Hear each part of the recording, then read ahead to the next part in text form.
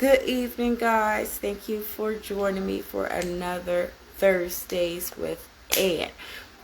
Today we are stepping into one most beautiful, mysterious, and meaningful places ever described, the Garden of Eden.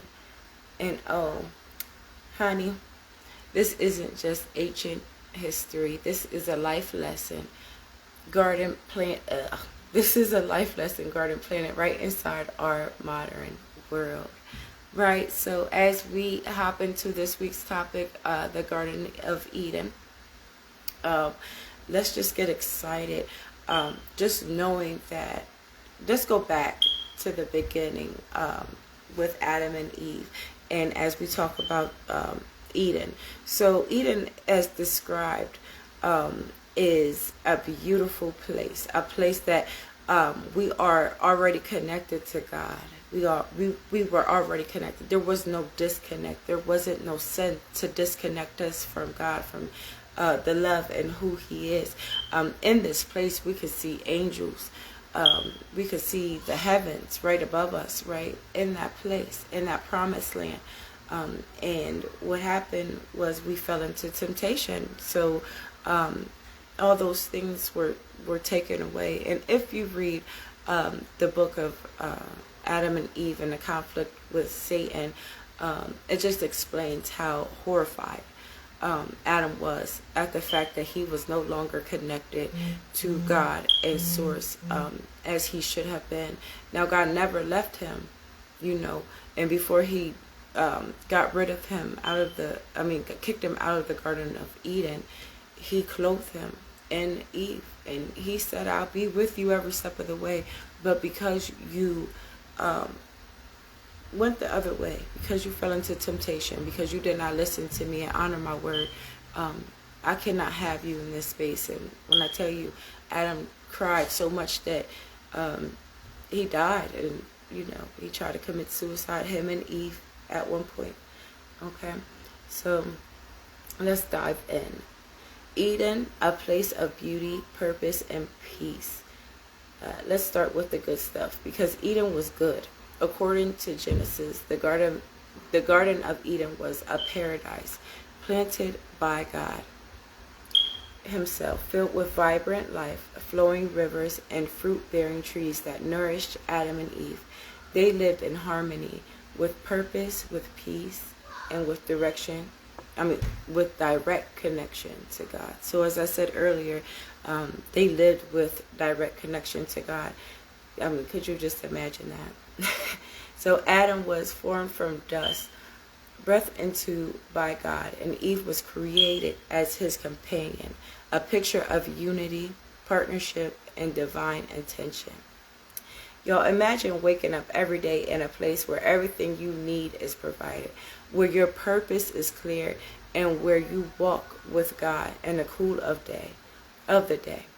That's Eden. That's alignment. That's what life feels like when we're walking in purpose. Okay? So the choice and what it teaches us today. But then comes the moment we all know, the choice. The serpent deceives Eve. She eats the forbidden fruit. Adam joins her, and suddenly innocence is replaced with awareness.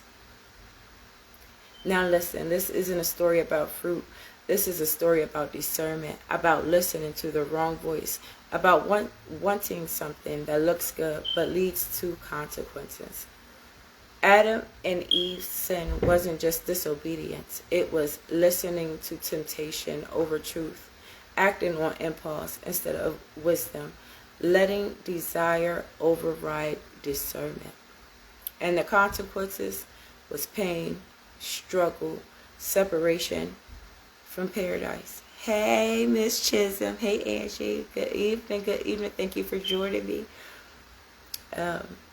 How can we use their story to shape our outcomes? Adam and Eve teach us something powerful. Your choices plant the seeds of your future. Every day we stand in our own little Eden moments where something looks good, feels good, or sounds good, but isn't good for us. Here's how we avoid repeating their mistakes. Pause before you pick the fruit. When something tempts you, stop and ask, is this aligned with my purpose? Check the voice you're listening to. Eve listened to the serpent, the voice of doubt, deception, and distraction.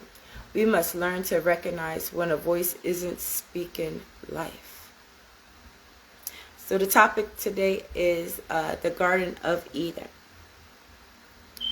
Honor the boundaries that protect you.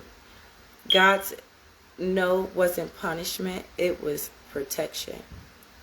Choose long-term peace over short-term pleasure. Adam and Eve traded paradise for a moment. We can choose better because we know better now, right? So history repeats itself. Okay.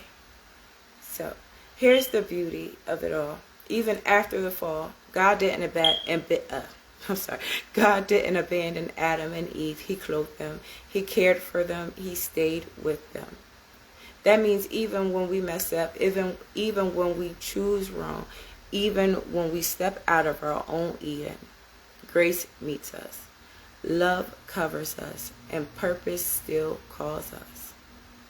So as you step into the rest of your Thursday night and the rest of your week, remember this. You were made for Eden. You were made for promises, for the promise of God. You were made for purpose, peace, and partnership with God. He doesn't want anything other than that. He wants you to live in peace. He wants you to live in love. And that's what he wants. He wants you to be in partnership with him. Choose wisely, listen carefully, and keep blooming right where you are. Until next time, this is Ann, Thursdays with Ann, reminding you every day is a chance to grow something beautiful in the Garden of Eden. So you are the Garden of Eden. God gave you purpose. He gave you hope. He gave you love. He gave you partnership with him. Right? So he gives us choices every single day. We can go the right way. We can go the wrong way. We can go left. We can go right. But one thing that you have to remember is if you go the narrow road, it is hard. It is hard. It's hard. I'm freezing. It's hard, but every single day you just gotta die to your flesh. Die to your flesh. Choose. I know those negative thoughts, run rapid in your mind. Choose the right way. Just keep your eyes on glory. On glory. Is glory to glory to glory. Quite literally, glory to glory. You might be at a level today in life, and tomorrow you're headed in a whole nother direction. Just keep on going. It's glory, honey. So anyway, just remember that. I'm going to end this live Thursdays with Ann. It has been lovely. I love this for me. I love this for you. I love this for us. Continue to pray for my mind and my stability, and the continuation of Thursdays with Ann, because as I said earlier, my kids hype me up every Thursday. Mommy, it's Thursdays with Ann. Let's get it. Because, it's a daily struggle. It's a daily struggle every single day. But we just keep on going. We keep on showing up for ourselves and for others, because it is a fight out here, baby. It's a fight. So we are in this war together. I always said we are in this journey together. As I walk, you walk with me. Okay? There is no judgment in this zone here. This is a no judgment zone here. So you can always drop in the chat, hey, let me slide in your inbox, or hey, let's talk about this topic next week, or can I help you with this? And I help you, you help me. Let's get it. Let's go. 2026 is a big year for all of us if we just pay attention and lock in. Okay. All right. So I love you. I love you. I love you.